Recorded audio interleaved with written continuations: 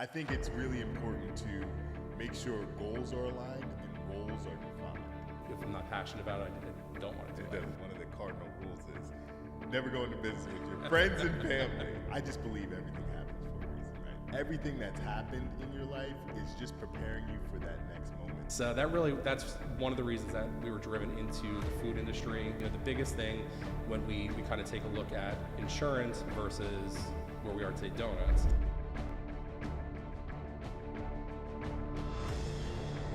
What's going on, y'all? Welcome back to the channel. I am elated and excited. I got one half of the co-founders of DonutNV here with me, Mr. Alex Gingold. I'm going to turn the mic over to him, let him introduce himself. Tell us a little bit about yourself, Alex, where you grew up, how you even thought of the idea of DonutNV, and kind of what you're doing now. Yeah, appreciate having me, Brian. Thanks so much. This is a lot of fun. Love being able to partner with our franchisees on their ventures. And, you know, that's what entrepreneurship is really all about is, finding ways to work together outside of the norm, and developing new things and new opportunities. So really appreciate the opportunity to chat a little bit about not only DonutNV, but also, entrepreneurship as a whole, which of course we're both big on. So a little bit about me. I'm originally from the Lehigh Valley area of Pennsylvania, Easton, Allentown, Bethlehem area. I was a Notre Dame grad in Bethlehem and went on to Penn State Berks, actually. I was supposed to do 2 years at Penn State Berks and then 2 years at Penn State main campus, as referred to. And I had an opportunity to actually start a vending and amusement company in my freshman going into sophomore year of school, and ended up landing a great contract with a restaurant called Smoky Bones, formerly a Darden restaurant. And that was actually a really pivotal point for me. It was something that took off. It led to multi-location, and we were dealing with the claw machines and all the fun prize machines where you could win the stuffed animals. So it was having a lot of fun with it, and ultimately made the decision, instead of doing 2 years at Penn State Berks and 2 years at State College, ended up staying actually at the Berks campus because there was a full entrepreneurship degree available that year, coincidentally enough. So I was able to stay there for 4 years. Okay. And had a business going, had the vending business going, was doing great. Graduated Penn State Berks and in 2012, and kind of had a great thing going with the business, but was kind of a little bored. As an entrepreneur, you get bored. You want to, figure out, okay, how do we build? How do we figure out what's next? How do we keep it rolling? I know nothing about that. Yeah. So, I was really happy with my business, was happy with how well it was doing, but wanted to figure out, what's next? Where can I best utilize my time in addition to what I'm already doing? And had an opportunity come across. Funny enough, I had met Amanda, my partner, of course, now wife, right around that time. We met in 2012 and ended up reconnecting a couple months later. And for us, we were actually looking to secure our first apartment. And funny enough, we needed renter's insurance. When I reached out to my agent, who was with Liberty Mutual, I said to her, by chance, is Liberty Mutual hiring? And she said, we are actually. We're growing in your area. We're adding a new office. And ended up landing that job couple weeks later, actually. And so went into insurance field, which I never thought I would be in. Of course, didn't go to school for that. There's really not a track, in college for insurance. And, it got me into something new that was exciting. Enjoyed learning it. Went through a full training program on the corporate side, and that was kind of my jump start into corporate America. So was there for a couple years. I ended up moving over to the brokerage side. I thought maybe kind of on the entrepreneurship degree, maybe owning an insurance brokerage was for me. Worked on that side for a year for a great company, great family-owned company. And it still wasn't for me. It wasn't the product I wanted to sell. I have to really have heart in whatever I'm doing. And insurance has, as a whole is great. It makes sense. Everyone needs it for everything from auto, home, life to just about everything under the sun, especially commercial when you're talking business. But it was just something I wasn't passionate about. And if I'm not passionate about it, I don't want to do it. So that kind of led to, looking around, and Amanda and I had a bunch of couch conversations, really trying to decide what's next for us. She was in luxury retail management. She worked for David Yurman in New York, directly actually for the Yurmans. She worked at Omega, the watch company, most recently for Tommy Bahama in the King of Prussia, Pennsylvania area.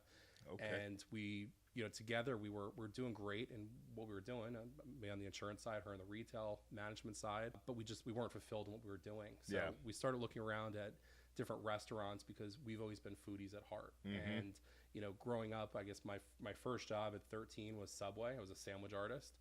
And then got into Rita's Italian Ice shortly after. And I always liked that quick service food because you got to watch the customer's reaction as they went down the line with you. So at Subway, it's, you know, greeting the customer, walking them down how to make the sandwich, how they want their sandwich made, and then ultimately cashing them out. And the biggest thing when we kind of take a look at insurance versus where we are today, donuts, or in that case, sandwiches, you know, as long as that customer is happy, they had a great experience, they're on their way and they're most likely coming back for another visit, as opposed to an insurance, you're fighting with things like cancellations and prorated commissions and a lot of things that impact your paycheck and how much you're taking home at the end of the day. So that's one of the reasons that we were driven into the food industry. Being foodies, we love that food experience and that experience of warmth that you could deliver to a customer. And we looked at pizzerias and restaurants, but we didn't want to be tied to a brick and mortar location. That was the biggest thing for us. We wanted flexibility in when and where we worked. And ultimately, we actually ended up coming across used donut equipment on Craigslist. So it kind of dates the story back to 2014. And Craigslist, but that's not so much, now it's Facebook Marketplace and OfferUp and everything else. But we ended up buying used equipment and started actually 10 years this past Saturday. So we just hit our 10-year anniversary. Memorial Day weekend of 2024 was 10 years for us.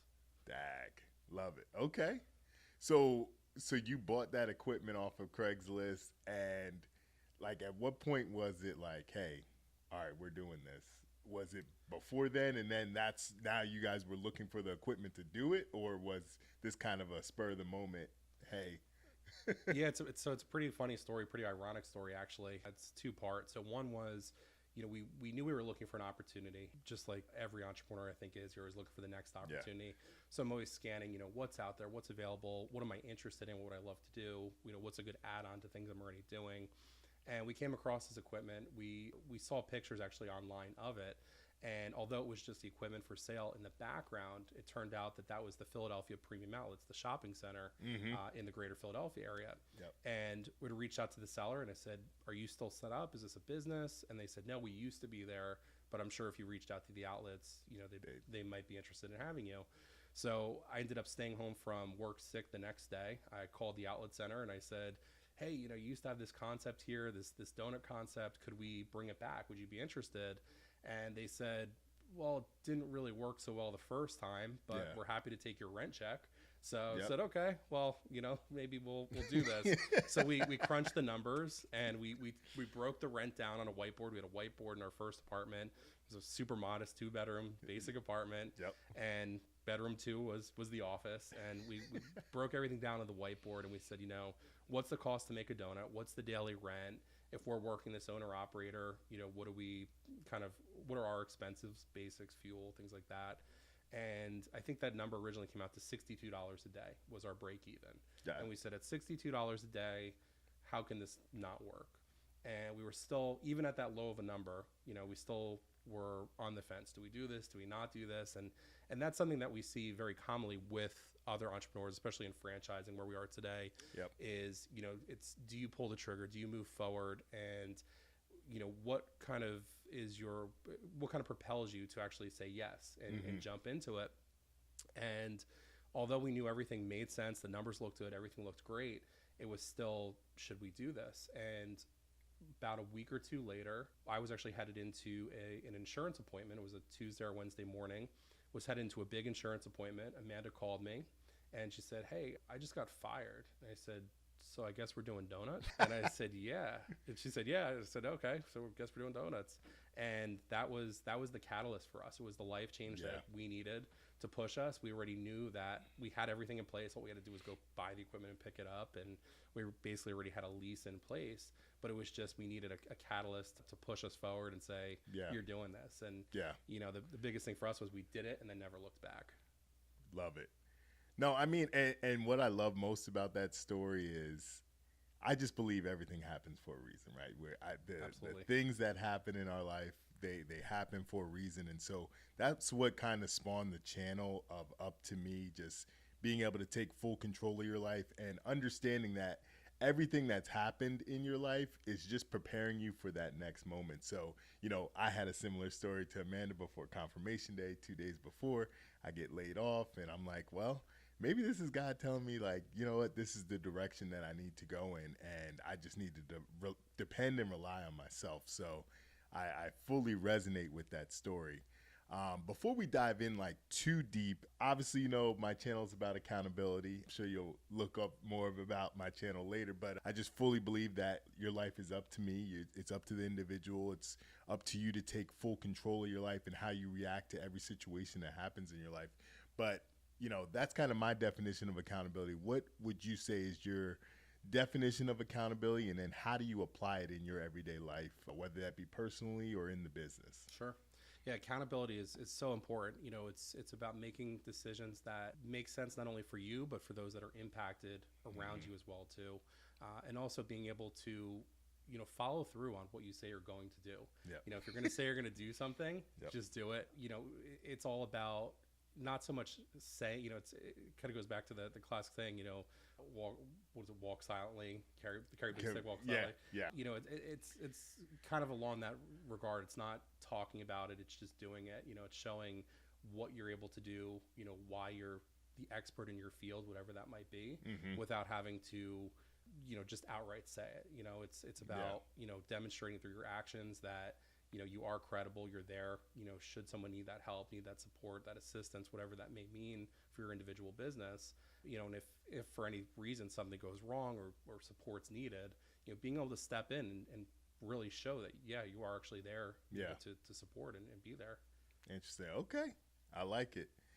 Now, I know you and Amanda founded the company, and I got to ask you this question, because when we talk about, you know, business ownership and whatnot, one of the cardinal rules is never go into business with your friends and family. So I want to ask you, I guess, so you guys went into business together. How, I guess, important, or how were you guys able to navigate working as a relationship, but also business partners as well? Such a great question, because, you know, that of course is the big question, is how do you go into business with friends, family, let alone your spouse, and not kill each other? That's the biggest challenge. You can go into business, but are you going to actually come out alive on the other end? Exactly. And, you know, we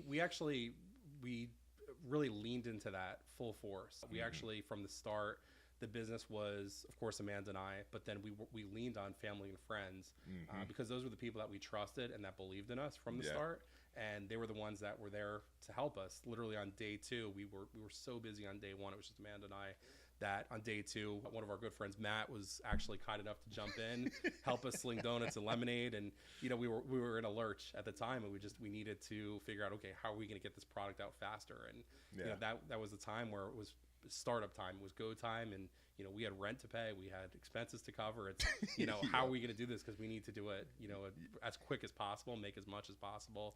And, you know, that's why I think systems like franchises that we offer now are great, because you can jump in, although you're building a business still essentially from the ground up, or you know, from day one. You're not in it totally from scratch. You know, you have that support. You know, it's still building a fresh business. Like in your case, you're in Apollo Beach, right? It's brand new territory, but you're working on systems that have been in existence now for 10 plus years, with someone on the other end of the phone when maybe it's not, you know, maybe it's a stressful day, or, you know, maybe something's not working right. You have that support there ongoing. So, you know, it really comes down to making sure that you're doing something you love, because, you know, you can kind of fill in the pieces. Fortunately, friends and family are usually kind enough to step in and help. My parents had run us supplies on opening weekend. We ran out of supplies.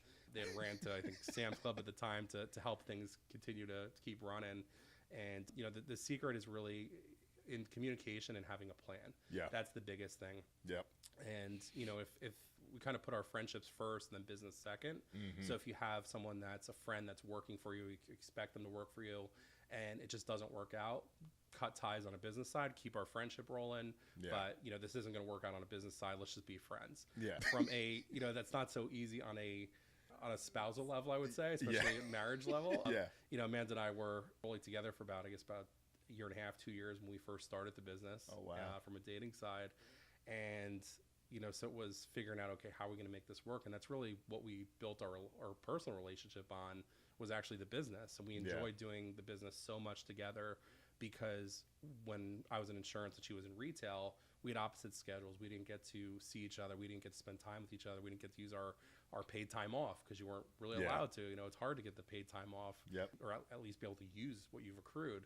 So for us, the business was actually the opportunity to work together, and it was, you know, our time to be together as opposed to before, where it was, you know, we were working apart, didn't get Yeah. to see each other. And Well, I'm sure it was a good opportunity to also vent about the frustrations of the business because you guys were both going through that together Sure. too, versus working at two different. You're coming home, you're venting about your stresses. She's Yeah. coming home, work venting, and you guys really don't know much because you're not in that same industry, For sure. you know. So I like that because that's the cardinal rule. Hey, friends and family, it's tough. I think it's really important to make sure goals are aligned and roles are defined absolutely. in working in those partnerships, because agreed upon, hey, this is the goal, this is the direction that we're trying to go, and then this is your role, this is my role in the company. And I think a lot of times people just jump into things and they never define those things, and that's where the chaos ensues. Absolutely. Yeah. If it's free for all, absolutely agree. You know, if it's a free for all, you know, you're stepping over each other's toes. Yeah. You know, who's doing what? Today I'm the one that's going to pick up the produce or buy the supplies. Exactly. Well, I did that yesterday. So, you know, making sure who knows what they're doing, you know, Yeah. who's doing what. And then also having someone that's ultimately the decision maker. You know, there's got to be someone that's able to make the hard decision. It can't be Yep. 50-50. Yep. It can be 50-50 in the ownership, but Yeah. at the end of the day, when there's a hard decision, someone needs to be able to make that hard decision. Absolutely. So, Okay. Can you kind of take me through, like, at what point in, you know, starting DonutNV that you guys said, hey, franchising is the direction that we want to go in? yeah, so it was a heck of a journey for us in the operation side when we look back to making our first Donut Memorial Day weekend of 2014. Yep. And then as we grew, we went mobile about a year later. So we had a lot of demand to go mobile. We had customers asking for donuts at weddings and private parties and catering events. We said, you know, maybe we're onto something with this mobile donut truck. And this is back in 2015 when food trucks weren't all the craze that they are in, you know, 2020 and yeah. future, you know, and forward. And so it was a bit of a leap of faith, but we saw it working. We saw the opportunity, and that's where we really hopped into it. And we ended up scaling very quickly. We actually launched our first trailer August of 2015. It was a runaway success, and we had to add another one the following month. We added a third unit in 2016, and then added another unit about a year and a half later. So, you know, we really got a feel for not only how trailers worked, how all-in-one food trucks worked, did a bunch of different cost analysis on what was working, what made the most sense investment-wise, what had the best return on investment. For us, we ended up going with trailers because it put the window, the show of watching the donuts being made, lower to the ground. And we explored all-in-one trucks. We actually built out a Nissan NV 2500. So that's where some inspiration came from for DonutNV. Yep. And what we found was when that viewing window was positioned where basically as low as it could go in that truck, the viewing action of watching the donuts was happening much higher than where kids could see it and where even some adults could see it. And that resulted in lower sales. So that's really where we went with the trailer long term.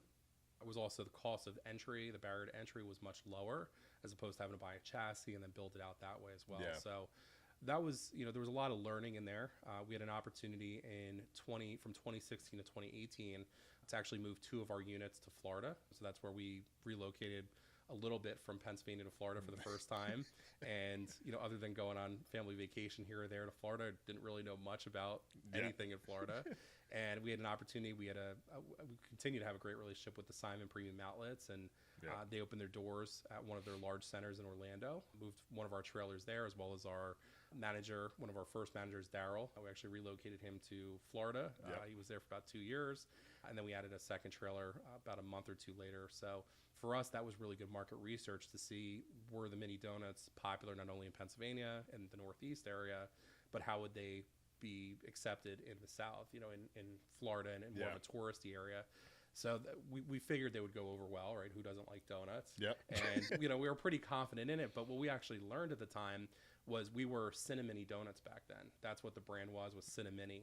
And it was cinnamon sugar, powdered sugar, and plain donuts with the regular original lemonade. Yeah. And from interacting with thousands of tourists, thousands of locals as well, too, in the area, but lot of tourists, we saw a big demand, a big request list for on-brand topping names, things like Oreo and Nutella and Fruity Pebbles. Yeah. And that's where we started to grow the menu, and we started to add them in a test trial to see, okay, how does the Fruity Pebbles respond? How does the Oreo respond? Yep. And it was a runaway success. So we said, well, let's take a look at this. How are we going to rebrand this? Because we were in love with the name Cinnamony Donuts. It's your baby, right? When you start a business, it's your baby. And now we're going to take a look at this rebranding, and that's where we wanted a name that was more encompassing than just Cinnamony. So something that was encompassing of all those flavors and all those kind of the growth of the brand and where it was going to be headed over the coming years as well. But for us, franchising was kind of the next natural progression, because we wanted local faces in the community. That was the biggest thing for us. And we explored the corporate store route. We said, we could open Cinnamony, now DonutNV units all over the country. We could definitely do that. It would take a lot of work. You'd have to hire a corporate team. But if we take a look at franchising, we can now grow a bit quicker, significantly quicker, put local faces in the communities, and then associate that local face with the brand throughout the country. And that's really what we pride ourselves on when we take a look at vetting partners to come on as franchise partners is, can you be the mayor of your local town, which you do a great job of in Apollo Beach. And we want to do that, times 1,000 throughout the United States. That's our goal. Interesting. Okay.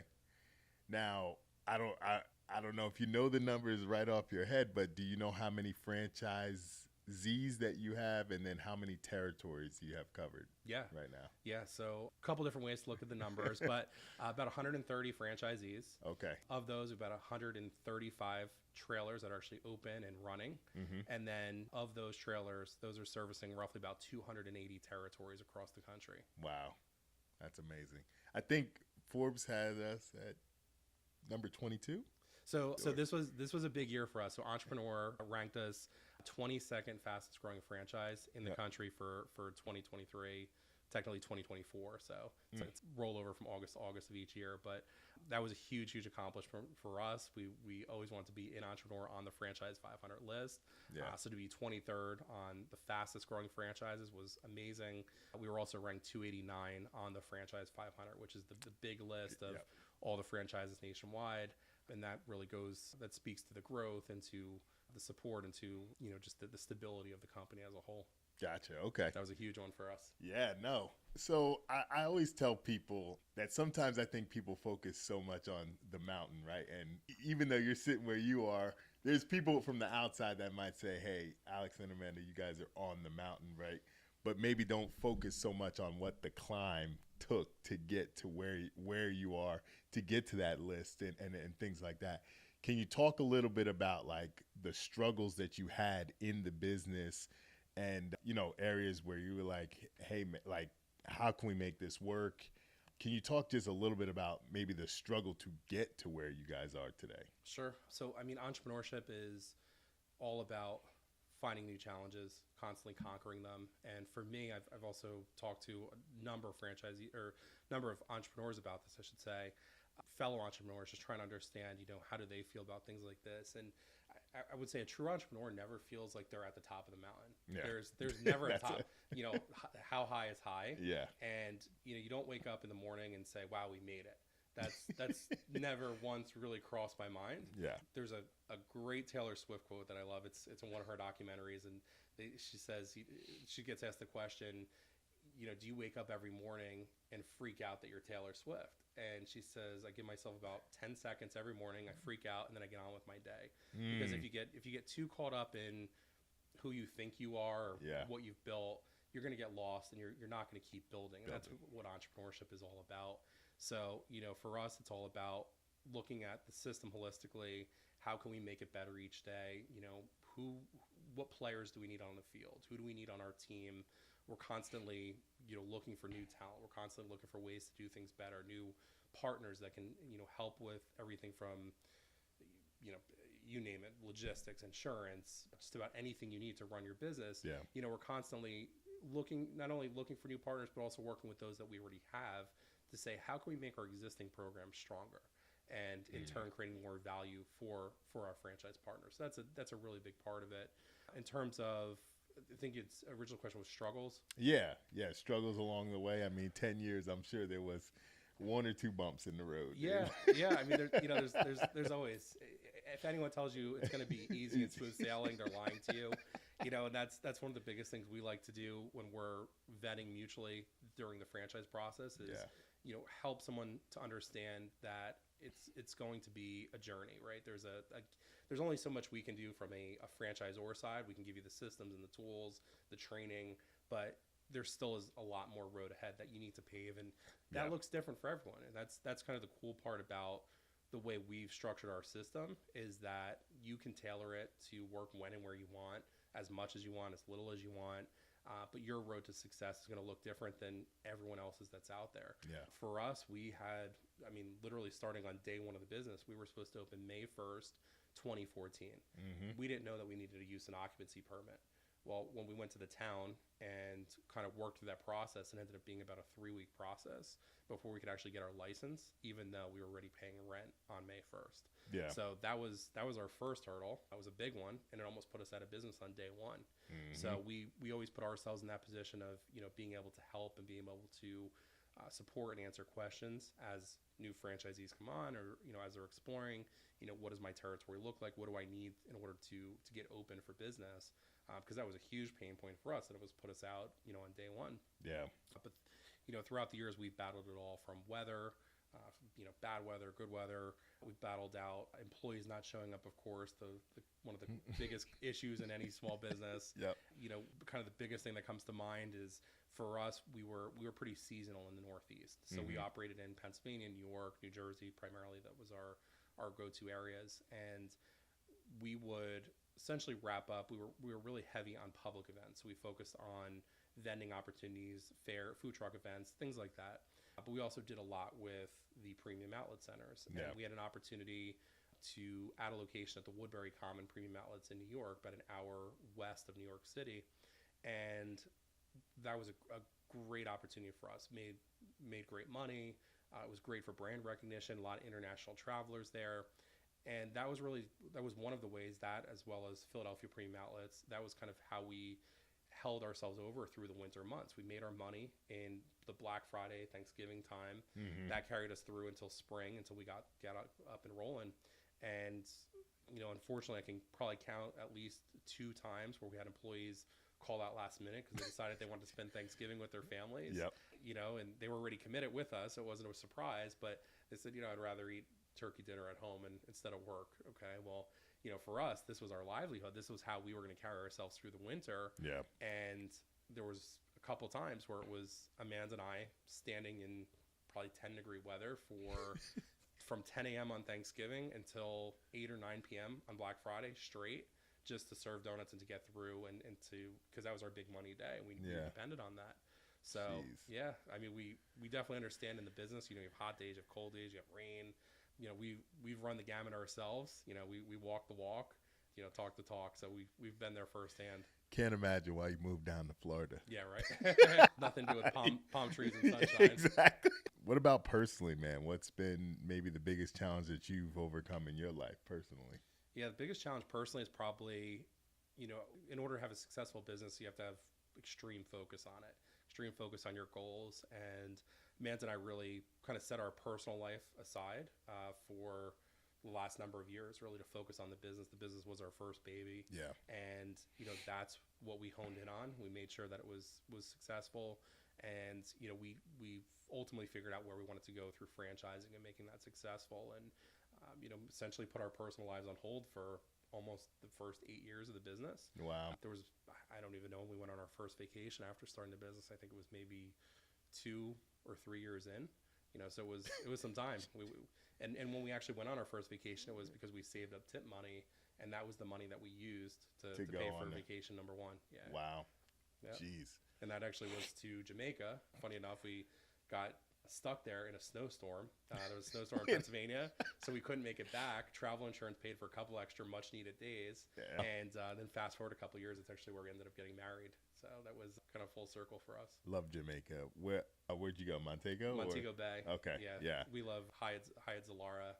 in Montego Bay. Yes, that's the one. So that we went there for my no, not anniversary, our honeymoon. We went Very to the nice. Hyatt Zilara. So yeah, man, we have a lot in common. I Yeah. didn't even. I laughed when you were talking about insurance because I'm like, oh yeah, I tried insurance too. And I mean, that is that entrepreneur where you're just trying to find that right fit. What is the thing that's going to be able to propel me and really find that avenue? So you're still franchising DonutNV now. Is there a particular either field or attribute that you look at for franchisees that are going to push the brand forward?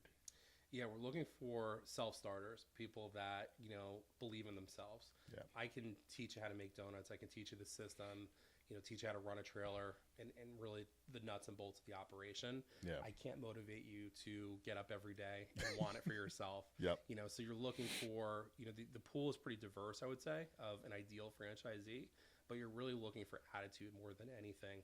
One of the most surprising things I would say is that most of our franchisees don't have significant food service background. And the reason why that's kind of interesting is we're essentially a sales and marketing company at the end of the day. Yeah. We say during training, if you don't book a single event, you never have to worry about making a single donut in your life. So if you don't book the events, there's no reason to make donuts. Yeah. And that's if you're focused on the sales and marketing, booking events, whether that's catering prepaid events, whether that's the public food truck events, Yep. however you want to run your business. That's the cool thing is you can run it however you want. We can teach anyone how to make the donuts, use the donut machine, make the beverages, follow the recipes. But it's all about attitude. Gotcha. Okay.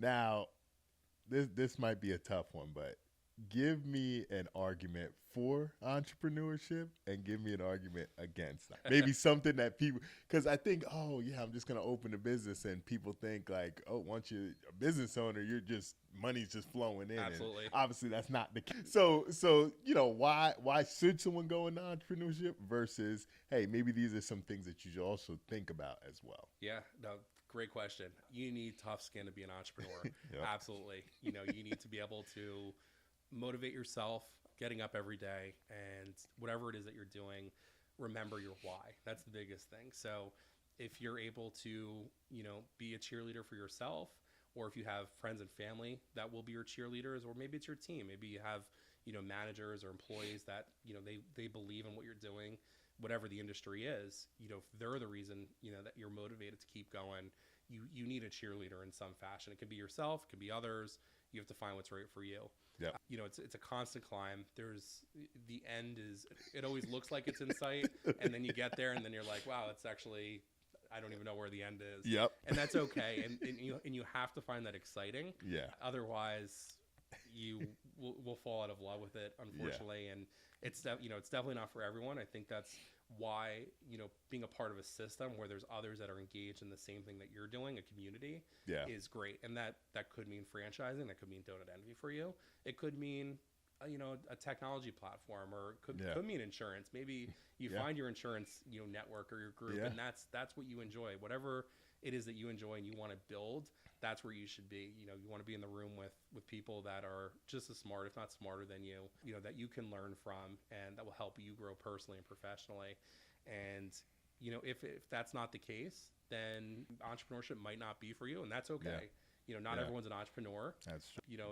We built our system specifically so that if it wasn't the right fit for you, it's relatively easy to get out compared to building a brick and mortar location and then having to sell that. Yep. That's, in a fixed location. So relatively speaking, having a trailer in a mobile territory that can be relocated pretty much anywhere in the country makes that much easier from that perspective. So, just knowing what you want to do, where kind of you find joy in life and in your days. Yeah. And, it's going to be a journey. It's good, so you better enjoy doing what you're doing. Yeah. No, I told you, people think I'm crazy. I'm like, you're selling donuts. And it's like, there's nothing more enjoyable than seeing these kids get this donut and just enjoy the taste of it. I mean, just everyone smiles around. It's like, I fully enjoy the business too. And I think that what you said is you really have to enjoy what you do for you to be able to propel you through those tough moments. Absolutely. So what keeps you motivated? What keeps you motivated? For me, it's in the early days, it was making money for ourselves. It was, you know, working the big shopping centers, working the events. Yep. And I loved it. There was a whole camaraderie around the journey of, if we were doing a pop-up, let's say on a holiday weekend, like Memorial Day was always our big go-to weekend.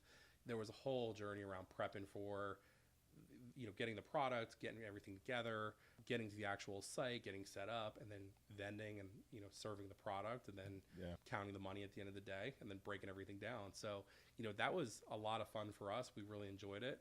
And as we grew, we got to see our business grow in that regard. We got to see, you know, revenues grow. We got to see our team grow. Yep. You know, you got to see the difference you made by employing more people, and what that looked like, and also how excited they got to be a part of the brand. So that was kind of our early days of excitement in it. And also everyone that was telling us that it wasn't going to work, we were proving them wrong every day. Yeah. Like, you made how much making donuts? And we're like, yeah, it's, you know, you don't think the donut truck is making money, and that's okay.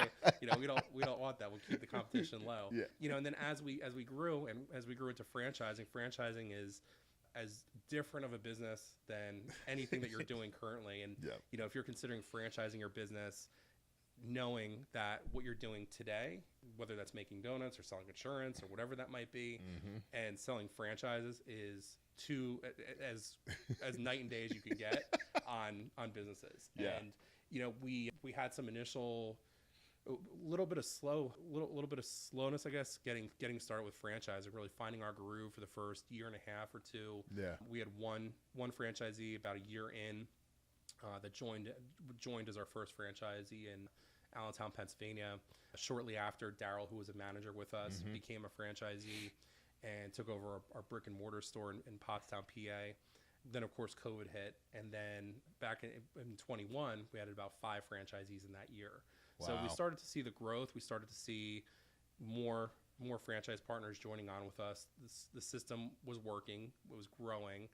And then as we progressively grew quicker and added more franchisees and, you know, saw more units on the road, that's really where it started to click, you know, for us. And it was like, this is really cool for us to not just be not only be making donuts. Like, we love making donuts. We, you know, hopped on your truck this past weekend. And, you know, Amanda hops right in. I only don't hop in because there's only so much room. But, you know, making donuts is definitely the fun part, and we love that. But I don't know, as an entrepreneur, if there's a greater feeling than watching others use your system and watching them succeed at it. And that's really what we work for daily now, is to watch our franchise partners be successful in their business. And, you know, there's ups and there's downs. There's tough days, right? But when you get those tough days, and when someone's like, I don't know if I can do this, it's about motivating them. You got this, you know, keep it going. How can we help? And from a franchisor side, you know, for us, that means bringing on additional sales coaching opportunities and making sure that we have, you know, direct communication with our corporate team, so that you have that advice and those, you know, that feedback, those suggestions, and that motivation when you need it. Because you definitely have a lot of down days. You have a lot of up days, have a lot of down days. There's a lot in between days. But you got to celebrate the wins. It's the biggest thing we were never good at, was celebrating the wins. Well, do you think you didn't celebrate them long enough, or just we were on to the next one? We were just, you know, we would set goals. We'd set road markers. We'd look at it like a race. You know, we'd hit marker 1, and it was okay. Back then it was, we bought ourselves a bottle of wine, and that was what we were going to open it when we hit marker 1, and we didn't, and we kept going. It was like, okay, well, we'll do it at marker 2. Keep pushing, and then it'll be marker 3, and then we still have that wine actually today. It's still in our wine collection, which at this point is a vintage wine, so that's great. But yeah, it's, you know, you really need to reward yourself, and that's what I try to encourage franchisees that hit some big milestones along their journey, even if it's early in. We had one franchise partner most recently in Texas, and he had a great opportunity at a big complex. I don't know how to describe it. There's stadiums, there's rodeo halls, there's all kind of exhibit halls. And shortly after launching his first trailer, had an opportunity to launch a second trailer. And I said, you know, make sure you step back, take your significant other out to dinner. You know, celebrate this win, however big or small you consider it to be. In this case, it was a big win for him, big win for the brand. You know, make sure you actually celebrate this and take this in, because this is all part of the journey. And, you know, if you don't celebrate it, the journey just passes you by. And you're like, well, why are we doing this? And if you have to have fun along the way. That's really important. No, I think I think that's real important because I think when I brought the trailer home the first time, now keep in mind I've never driven a trailer before. I'm trying to back it into my driveway and everything, and my wife is just taking the whole video, and she's like, "Hey, we got to take it all in." Yeah. I'm like, "You sure do?" Because it took me about 10 times to try and get it in there. So yeah, no, I fully agree with that. And then maybe it was you guys maybe finding somewhere in the middle to celebrate the win, but also not get complacent, because I think some people maybe rest on their laurels too much and they get complacent, and it's like, no, what is the next thing? Like, or you get that promotion at your job and you're like, okay, I'm good, and it's like, no, like, you got to keep pushing yourself. This has been the year for me to continue to push myself out of my comfort zone. So me and my wife just did a Spartan race. We did the 5K. That's awesome. So now, but they give you these little emblems, like, so you get a third of an emblem for the 5K, and then you get another third for the 10K, and then another third for the 21K. So me and my wife just committed to doing the Super and the Beast. So we're going to be training for that. So I won't be eating my donuts. But Alex, what does success look like for you? I'm sure somebody might watch this and be like, you and Amanda are successful. But in your own head, that definition might have changed from when you guys started to where you are now. So like, what does that definition look like for you now? Yeah, I would say success is an ongoing target. It's a moving target for us. Yeah. It really, I don't have a definition of it, to pinpoint per se.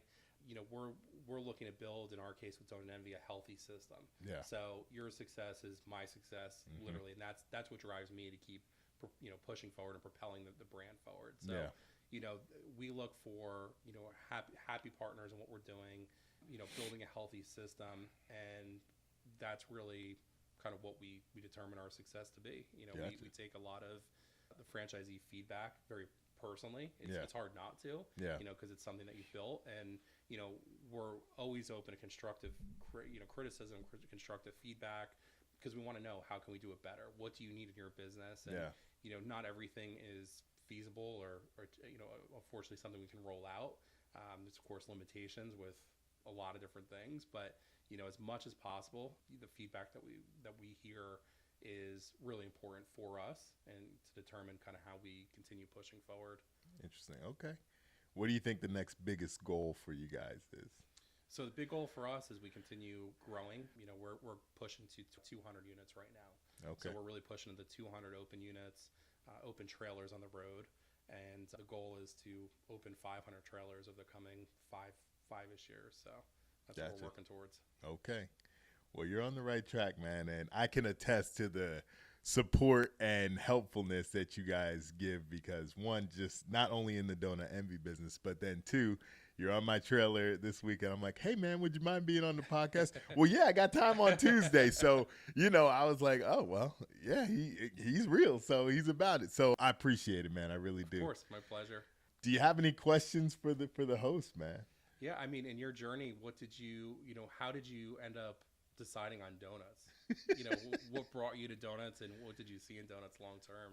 Man, so yeah, obviously I got reached out to by a franchise consultant, and we went over a couple different options, and it was crazy because the three options that he gave me, I was, DonutNV, I was like, I'd never heard of it. So it wasn't the highest on the list until I talked to, the team at Franchise Fastlane and whatnot. And, I'm like, okay, it's not brick and mortar, so it allows me to be mobile.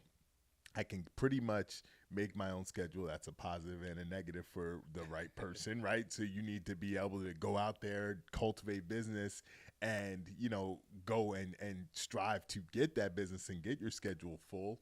And I was like, and I can be an integral part in the community, be a pillar of the community, be able to put smiles on people's faces. And the only piece that was maybe missing for me through the process was in trying the product. And then we went to confirmation day. We got to try the product. We fell in love with it. And, obviously I got kind of pushed into the right direction, but But I just knew, I felt that the leadership and the team that you guys had put in place was there to support us. And I just thought obviously all the numbers made sense. The opportunity was there. And then, I just saw some of the other franchisees and some of the success that they had enjoyed. And I was like, you know what, I can do that. I can emulate that, and I can make this, my own. So that was truly like the roadmap to where, getting to DonutNV, but then also along with the podcast and my channel, I knew it went hand in hand on it being up to me to really pave my own path. And again, I told you guys over the weekend, but I can't thank you enough for working hard like you did to give us the vehicle that can put us in the position that we're in now. So, of course. Yeah. I mean, we appreciate the partnership, and I think that's a big misconception with what is a franchise. You drive down the street and people think of Chick-fil-A as a franchise, which Chick-fil-A is not even actually a franchise. They're not even ranked on Franchise 500 for that reason, because they're really a corporate opportunity. So, people, I think a lot of times don't fully understand what a franchise actually is. And, you see bigger franchises, so take Dunkin', for example, and you see a line around the building, and that's the expectation that if I buy a franchise, the line's going to be around the corner. Yeah. But it is up to you. It's up to you to use the tools, the resources, and the training, and make it your own locally. What does that look like for you? What do you want your life to look like? Maybe you just want to work weekends. Maybe you want to work 1 or 2 days a week, during the weekdays, and take off the weekends. It's ultimately up to you, and that's the cool part about the way we built the system. We built it intentionally that way, but it's the biggest takeaway I think is no matter what you're doing, just knowing that you're responsible for the success, just like you say, and you have to drive the success whenever that opportunity is. Yeah, no, and I that's a good point, because I think some people think that once I sign up with a franchise, it's like you said, people are just going to come out of the woodwork and ask me for my business. And it's like, no, you got to go out there and hit the pavement. This business is what I make of it. You guys the good thing about a franchise is there's a system in place. You guys have made it as simple as it can be as far as getting through the training process and whatnot. But now it's up to me to actually go out there and use everything the tools that you guys gave me, and use that to be successful. So absolutely. And ask for help when you need it too. That's the biggest thing that I think franchisees sometimes forget, is that they have a helping hand there. Yeah. And if they need help, you reach out to your team, and whether it's with DonutNV or with another system, or whether you're in another opportunity of any kind, use your resources. Yeah. And, instead of, sourcing out third-party coaching opportunities and paying for additional services, use what you have that's right there. And you have a team that, especially in the DonutNV case, but I would assume in most cases, that's invested in your success. At least those that are doing it the right way, are invested mutually in the success, both ways. Which brings me to another question, if you don't mind. Obviously, from franchisee 1, 2, 3, 4, 5, right? It's like the franchisor is like, hey, we want you guys to be successful, so that there's franchisee 6, 7, 8, 9, 10. As you guys continue to grow, what are you doing to ensure that those new franchisees that come in, that is 200, 211, whatever it may be, still feel that same support that maybe franchisee 1, 2, and 3 had? Yeah. So we, the long and the short is continuing to grow the team. We've had some great new additions to the team just in the last 2 months alone. So adding to our coaching team, we brought on a great trainer, or great additional sales coach, I'd say, that also will be on our training team. Okay. So I think you had an opportunity to meet Juan. So Juan joined us, in addition to Scott offering coaching as well. Anticipate that division growing as needed. And that's really, that division works off of you scheduling calls. Yeah. So if you need the help, if you schedule a call, then we can look at the metrics and look at KPIs and say, okay, we need more trainers based on the coaching, or the whatever's being requested. Yeah. If it's not being utilized, then we there's really no reason to hire additional for that department. We can focus our efforts elsewhere. But those are the kind of things we look at. We look at, okay, what is what's needed, what's being requested, and how what can we do to best support that as we grow. Interesting. Okay. Now, if somebody watches this and says, you know what, this sounds like a business that might be right up my alley, how could someone become a franchisee? Sure. So if you want to learn more, you can go to DonutNVFranchise.com, and that's DonutNV.com or DonutNVFranchise.com, either way, and you'll reach our sales and development team. Okay. Well, again, Alex, I appreciate you taking the time to sit down with me, shed some light on your life, DonutNV, the growth of it. I truly do appreciate it, man. Appreciate you. Appreciate the partnership. Yeah, It means man. the world to us. Well, hey, y'all, remember, the future I see is up to me. Go ahead. You can subscribe to the channel if you want to see more interviews like this. And also, if you are an entrepreneur and would love to share your story about how you grew your business, feel free to go ahead and shoot me a comment, shoot me an email. I'll go ahead and put that in the description. And until next time, I'll talk to you later. Peace.